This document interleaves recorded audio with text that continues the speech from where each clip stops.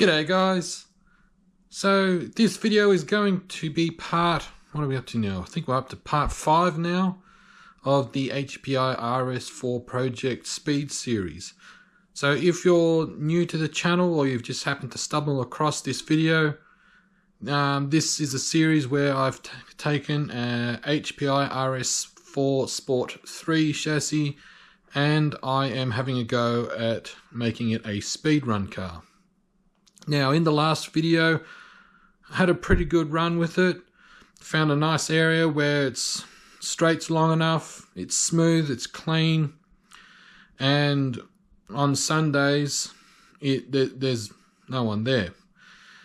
And in the last video, I got it up to 99 kilometers an hour, which is, I think it was, if I remember correctly, it was 61.5 miles an hour. Now, again, I know some people will say that's, there are some cars that are out of the box that are quicker than that. Yeah, I get it. However, in this series, what I'm trying to start off with now is trying to make the car as fast see how fast I can go on 2-cell. So, 99 kilometers an hour is what it topped out, and had an issue. So it's not major, but I have an issue with the steering wandering, and I have discovered what it is. And there's no point in trying to make this car go any faster if it's uncontrollable. So what I'm going to do is we're going to head over to the workbench and I'll explain the issue and the solution. Alrighty guys, so in the last video, if you watched the last video, I mentioned that it felt like the steering was wandering a little bit. And if you watched the passes that I did, you'll notice that the car would kind of sometimes veer to the right or veer to the left. So I'm quite certain I have discovered what the issue is. So if I get, sorry, my OCD is bugging me. I got to get this rock out. Give me a second. Put that there. Right. So when I got this car, it was assembled, and so far the only upgrades I have put on it are the adjustable camber links and steering links. Now, this is where I feel the issue is. So if you watch very closely here, we have the bell cranks and the rod that attaches to it. And if you look closely, I'll see if I can get it closer. Well, I'm trying to do it in a manner so it doesn't create a shadow. If I just bear with me guys, I will bring this lamp over a little bit closer. So if you watch closely, as I move the wheel, you can see how there's a bit of slop, and it's the same, not as bad, but there is a noticeable amount of slop in the steering, and I have a feeling that that is what the issue is. So I've been having a look online and looking at what upgrades I can do for steering, and it would appear that Yeah Racing have the solution to this. So I've got a Yeah Racing steering system for it, and it's in the orange, keeping with the theme. And what we'll do is I'll pause the video here for a second guys, and I'll take it out of the packaging and we'll examine it a little bit closer. Alrighty, so the one thing that I noticed with this steering setup, it is very smooth, and if we have a look in the instructions here, this top part here, which is here, actually has ball bearings. So it has ball bearings inside it, and I can tell you right now, it's a lot. There's no slop. So I am really hoping that this steering upgrade is going to be the solution to my problem. And looking at the instructions, I can only assume that it is just a direct fit, or direct swap, I should say. So what I'm going to do, guys, rather than film myself pulling it apart and putting it back together and putting this in, I'm just going to do it off camera, and we will be back. Whew.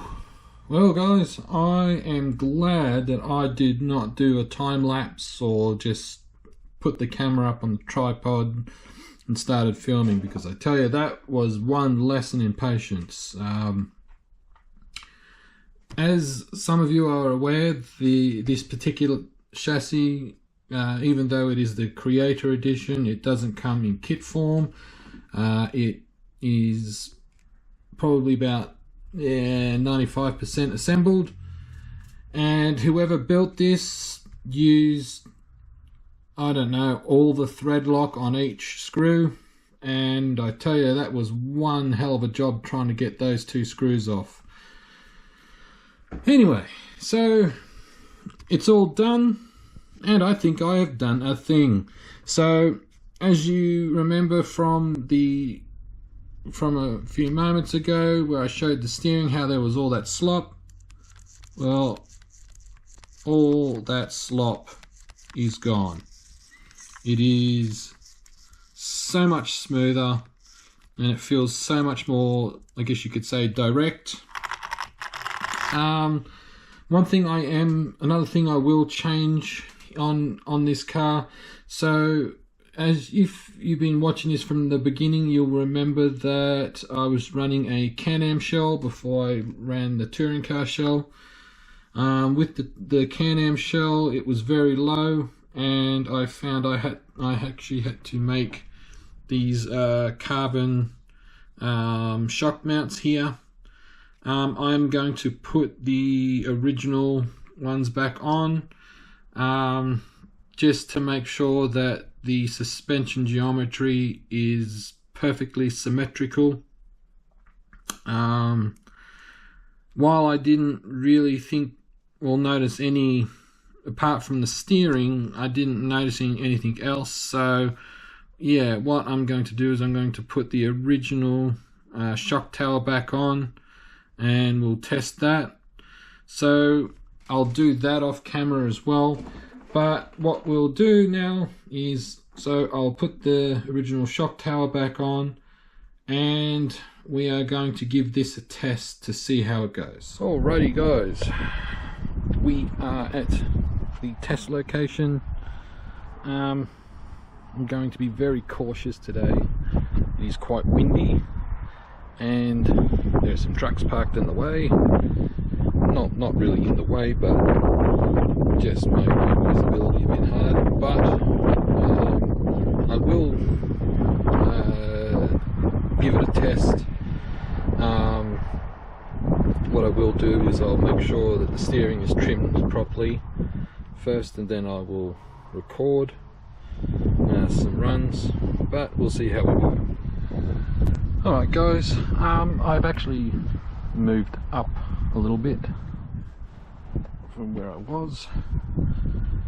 I did do a test run, like just to make sure it was all trimmed out, and I'm still having a wandering issue, and I have a feeling it is the servo not centering properly, I think. So what we're going to do is we're just going to do a mild run, see what it's like, and we'll go from there.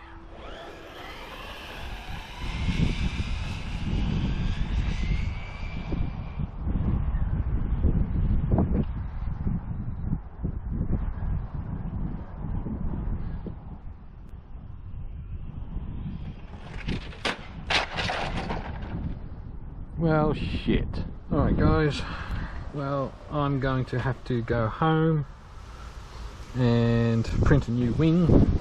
That could have ended disastrously. What exactly happened, I suspect the wind just grabbed it. So I'm going to go home and print a new wing, and we're going to try again. Alright, so I think I have solved the steering wandering issue. So it's a combination of two things. So number one, as we saw with the original steering system, there was, especially on this left steering arm here, steering link, there was a lot of slop and wobble in the wheels. Problem number two was partly the upper deck here.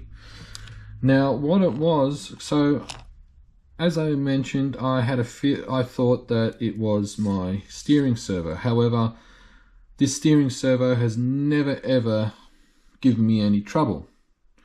And then it got me thinking, well, hang on a second, if this servo's fine, what if it is the upper deck here rubbing on the steering posts?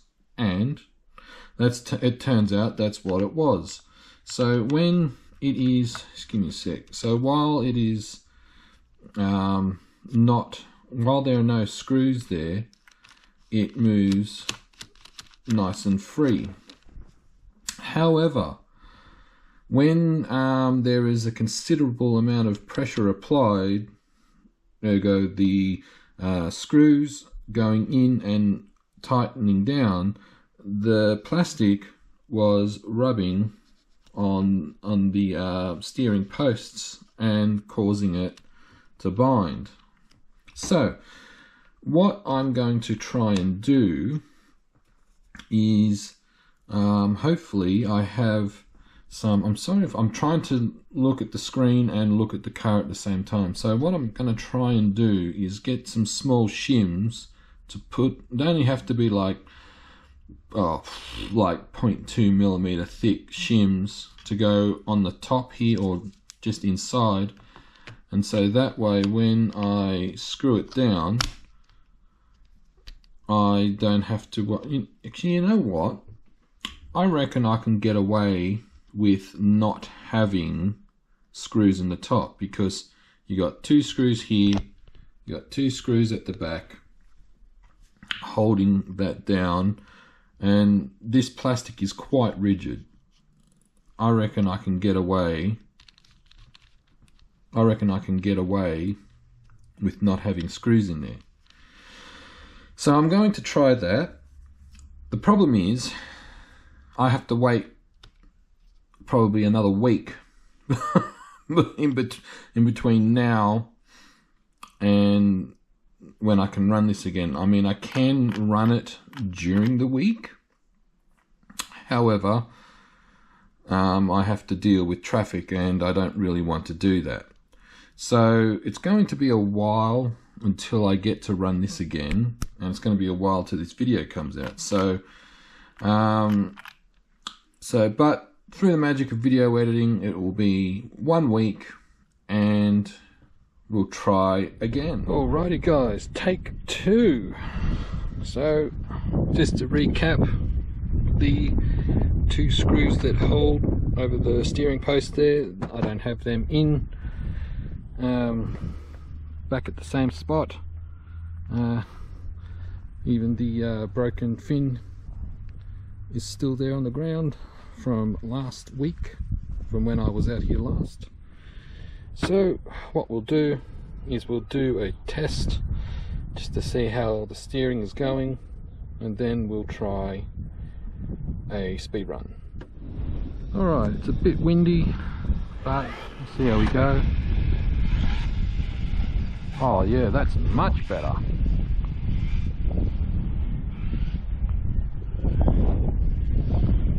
So what I'll do is I'll just do a brisk pass.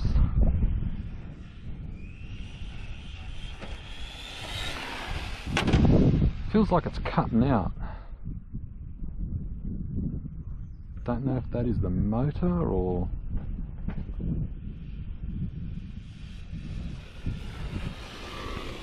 Just check the trim.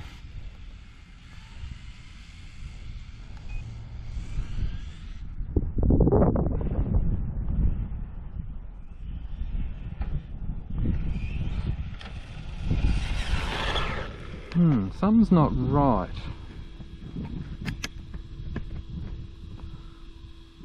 When I say not right, it feels like the motor is cutting out. This is an old motor, so I will go easy on it. So, track, start. Signal is too poor, shouldn't be too poor.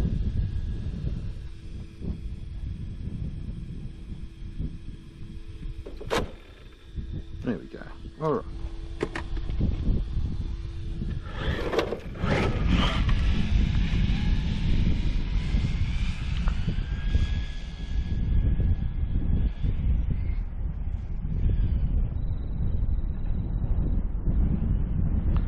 Alright. I'll give this a test.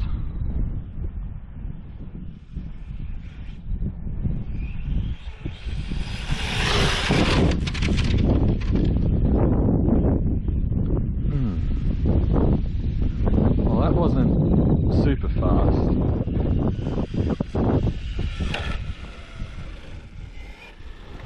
I have a feeling, I know it's not the speed controller because it's capable of running up to 6 cell. Let's see, stop, read. Well, that was 91 kilometers an hour. Alright. So, start. Alright, let's give that another go. But the steering definitely does feel a lot better.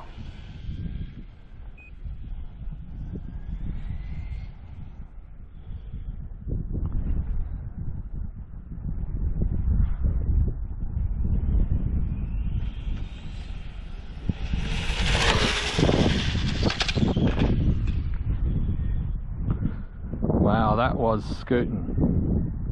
Can I break 100k an hour? Because it feels like it's cutting out in partial throttle. Then when I give it the beans, it's going faster. Alright. Stop. Read. 103 k's an hour. Yes! Finally, I broke 100k. So there we go, guys. That is good. I broke 100 kilometers an hour, and what I'll do is I'll put that in miles an hour, what that is, but that I'm happy with that. So the steering is good now, so I probably didn't need to put that racing steering system in. However, it's still better to have more precise steering than not. It definitely felt more under control, and I am happy with that, guys. So now our next problem now is to sort out what the issue is with the throttle, well, with it cutting out. Like I said, this is an old Novak 5.5 turn motor, so it could be showing its age. I might have to upgrade the motor, but that will all be for another video. So I hope you've enjoyed this video, guys. If you have any questions, please don't hesitate to drop a comment. Until then, enjoy your hobby and cheers.